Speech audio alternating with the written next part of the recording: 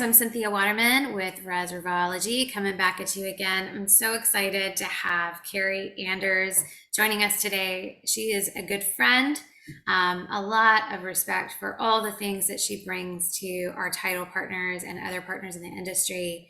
A huge brain, a lot of knowledge that is just, we love her. We love to spitball ideas with her. So today, Carrie and I thought we would get together, talk turkey about some of the things that are going on in the industry, and just throw out some ideas. If this is helpful for you, watch the whole thing. If you want to reach out to either one of us, feel free. This is not intended to sell something to you. This is not intended to market to you. We are intending in all of our Spotlight series to just give you information as much as we can, share ideas openly, and hope that if you need them, if they help you reach more revenue in 2023, then we have succeeded in our mission. All right. Well, welcome, Carrie. Glad to have you with us.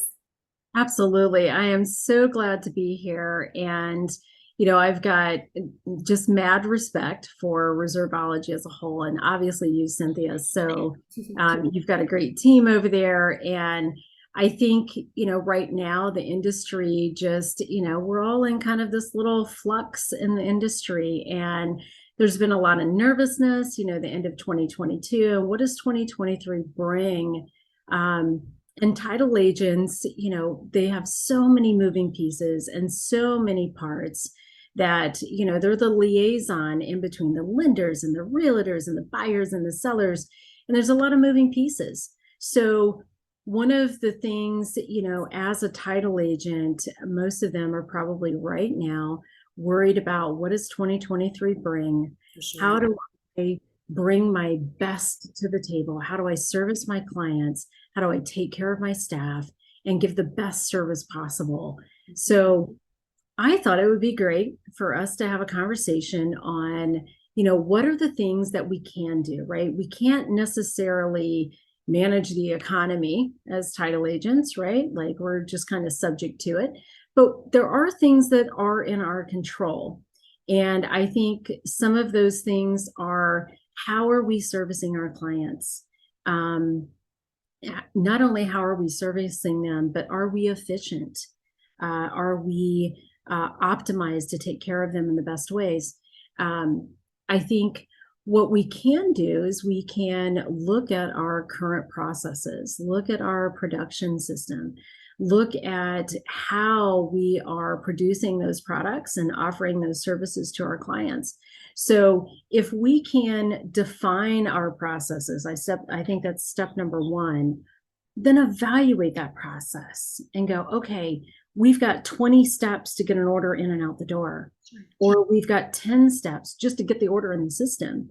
What is that, right?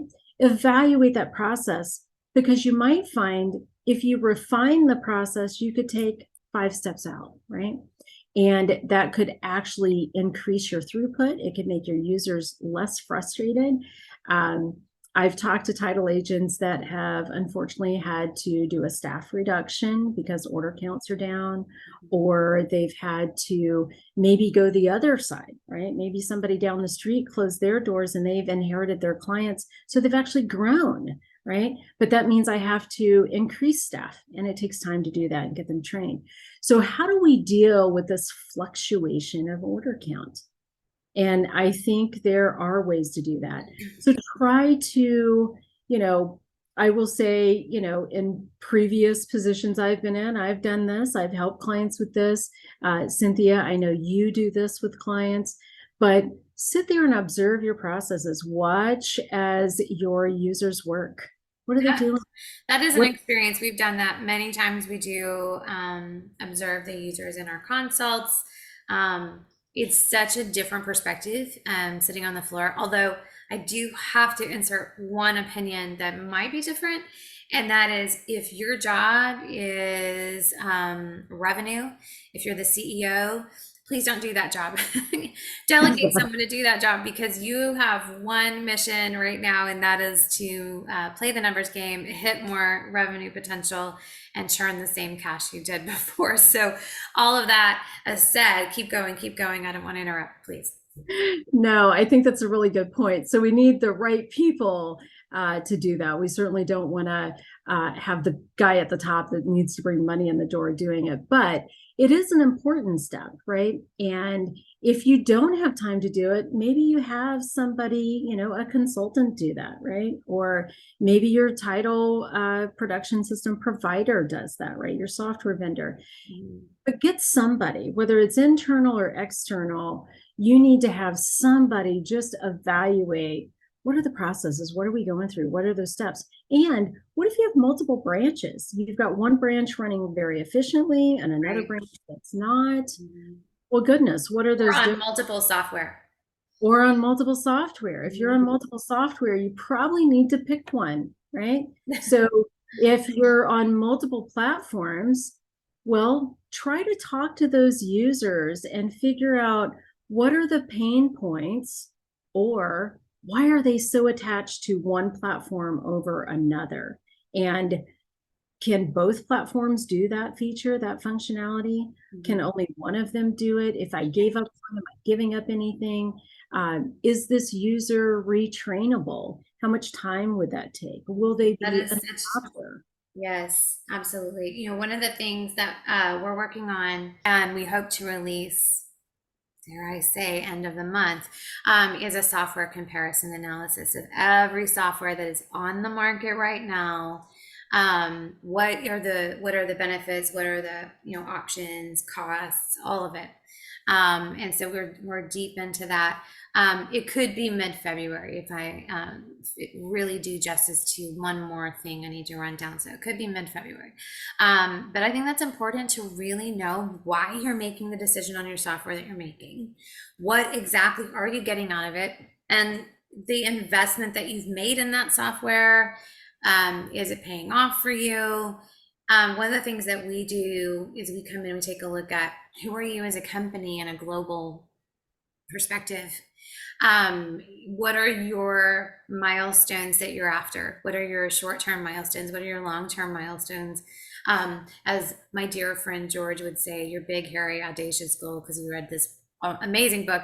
That's a whole nother just subject. But I think if we're not keeping an eye on what you're after for your company, what are your big picture goals, then how can we administer, optimize, and choose software that is right for you as a company that meets your long-term objective? So I don't want to steal your conversation. I'm going to give it back to you. But I think, if there was anyone out there that is evaluating software or looking at software or assessing your software decisions, don't rush. There's a lot of stress around that. There's a lot of urgency around that maybe you're feeling. But I would say, take a moment, take a breath, know what you know, control what you can and what you can't control, measure and respond slowly. Because, I right? Go ahead, Carrie. Go ahead. I could not agree more. I think that is so important, because you might find that the software you're on is the right one for you. And there's not any other packages out there that offer anything above and beyond what you currently have, right? So you might find that that's the right one. Or you might find that there are other platforms that offer more. And what are those other things? So don't get attracted to shiny objects. Make sure they're the right shiny objects, and don't make an immediate decision. Really kind of vet that out. Most software vendors, if you are looking to change, will give you a little trial period that you can kind of, play with it, test it out, beat it up. So take advantage of that if those are options, if you're really shopping.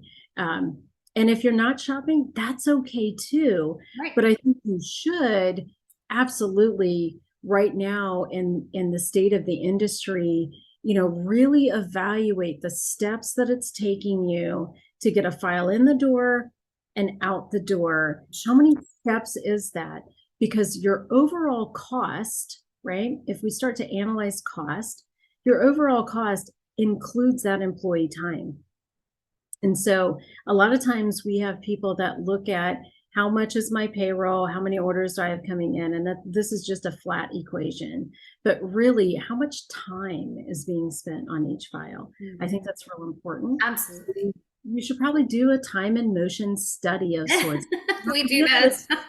Right. It doesn't have to be official. We don't have to mark down every minute, but it is important to evaluate those steps in between. And you probably have to have somebody, internal or external, sit with staff and actually, because if you went and asked, let's say a closer or an examiner, hey, what's your job, Cynthia? What do you do all day? Right? They're going to give you highlights. They're not going to tell you all the little details, right? But if you sit down and you just observe them, that's going to make a huge difference because you're going to see all the things they forgot to tell you. Not that they're hiding it from you, they're not, but they're just to them probably unimportant steps. And so they don't realize, yeah. So really observing how are they spending the majority of their day? What are their pain points? Ask them what would make their job easier. And I can't say that enough. Like if you are thinking about doing an optimization or you're planning on doing this observation internally, or you're planning on changing software packages, Right. the more you engage your staff and kind of talk to them, communicate, tell them why you're doing that, right? Because you don't want them to go, why is my boss watching me? Is she going to fire me next week? It's very scary. It's very It's scary. scary. You can really get your staff a little unsettled if they don't understand why you're doing this. Right. Or, hey, if we buy new software or we hire a consultant, why are they here? Why are we changing software? If you start asking them, hey, what do you do in your job? They might go, is she documenting my job so she can hire somebody else? Like, is Sally going to do my job tomorrow? Yeah. So you can really start to freak them out. I would tell them this is so we can stay healthy as a company, so we can continue to grow, to be, the best title company out there, to give the best service to our clients, and to make your day as an employee less frustrating, right?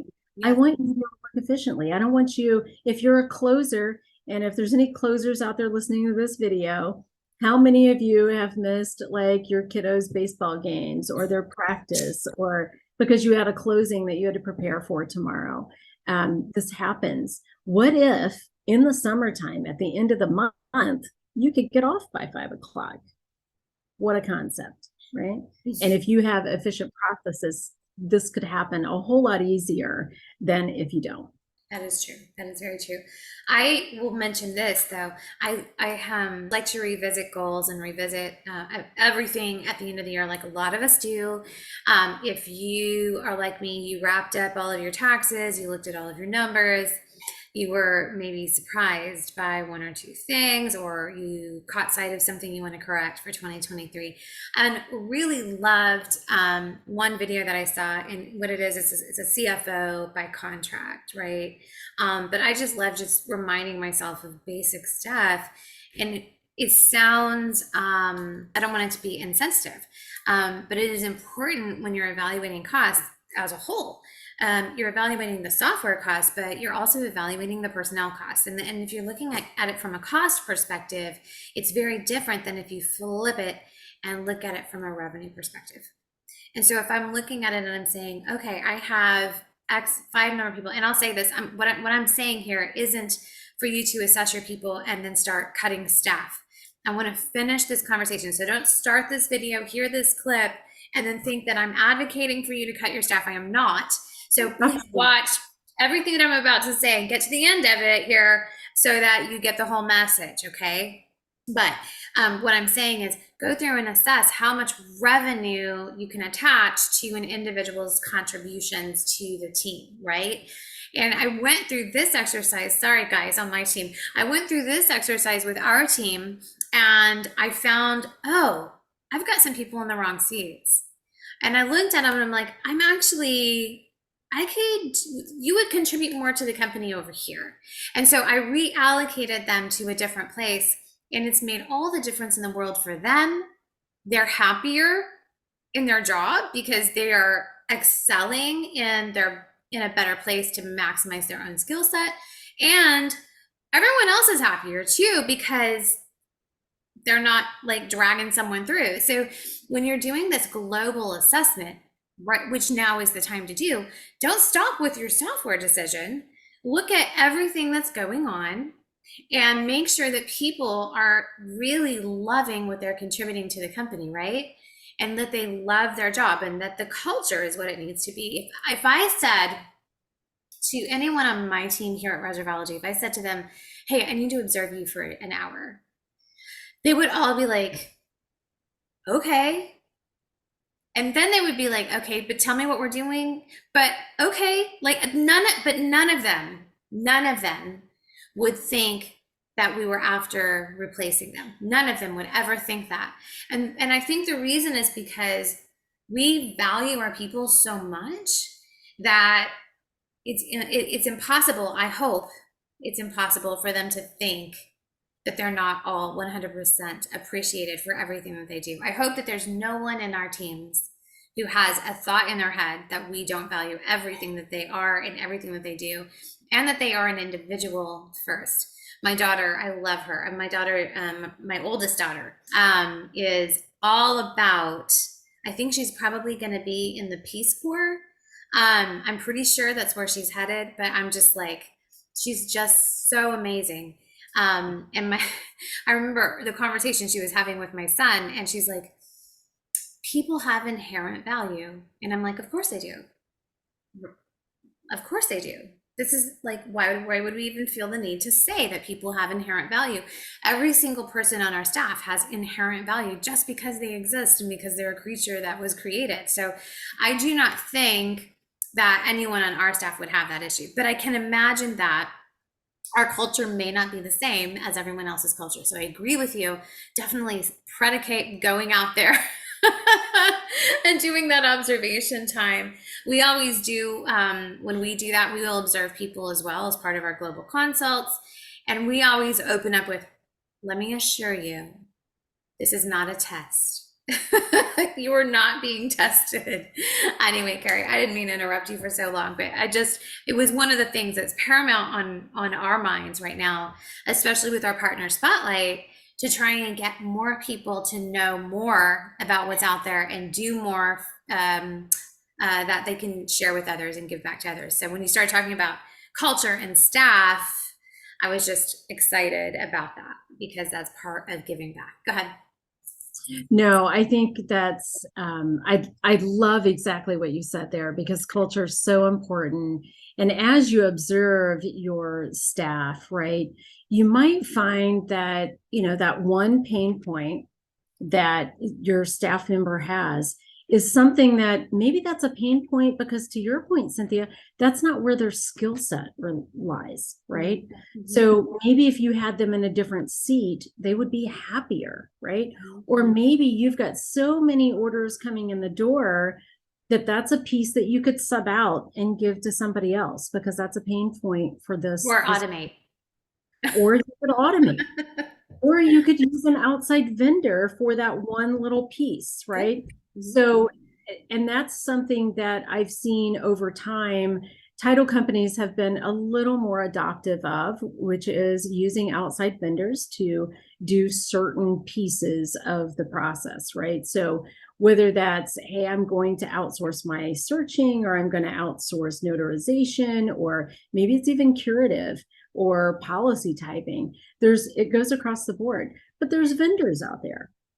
And if you can find a vendor that's also integrated with your software, that's a plus, right? Because now we can automate a whole bunch of things, and you can a lot of times automatically order with that vendor and place the order, or you can automatically get the information back into your system and trigger your staff that something came in. And if you're not sure how to do those automation things, you should probably talk to your, software administrator if you have one on staff, Definitely. or talk to your software vendor, or reach out to a consultant that supports your software, because all of those options are there.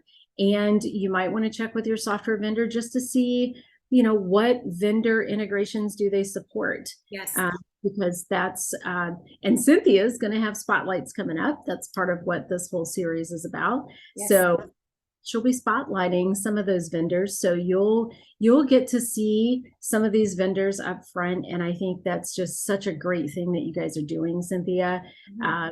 Helping people learn about what vendors are out there, what options are available. So as they are starting to, analyze their internal processes and how they get through files and how can we get through faster.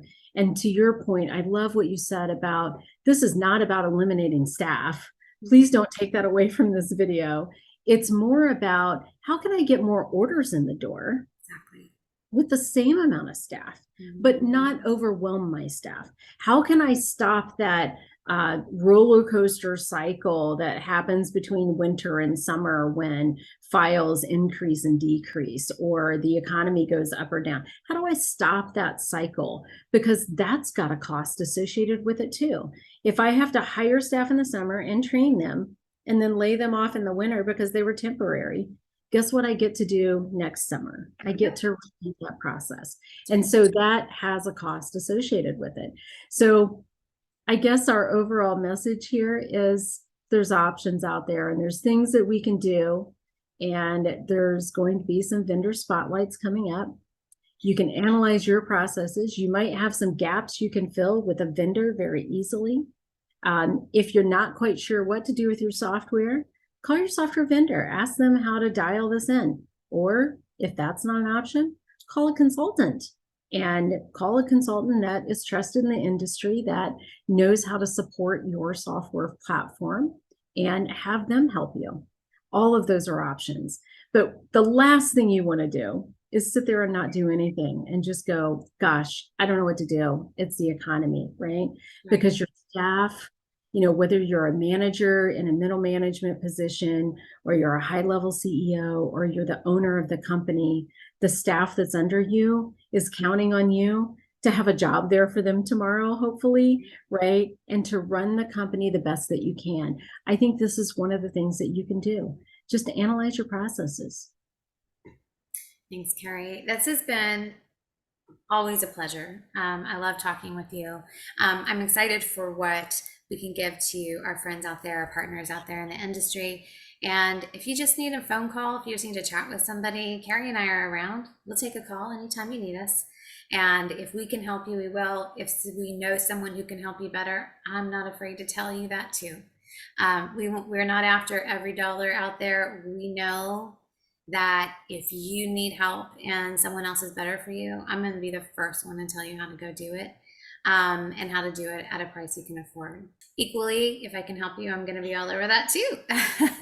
But I hope everyone is off to a great 2023. Carrie, thank you again.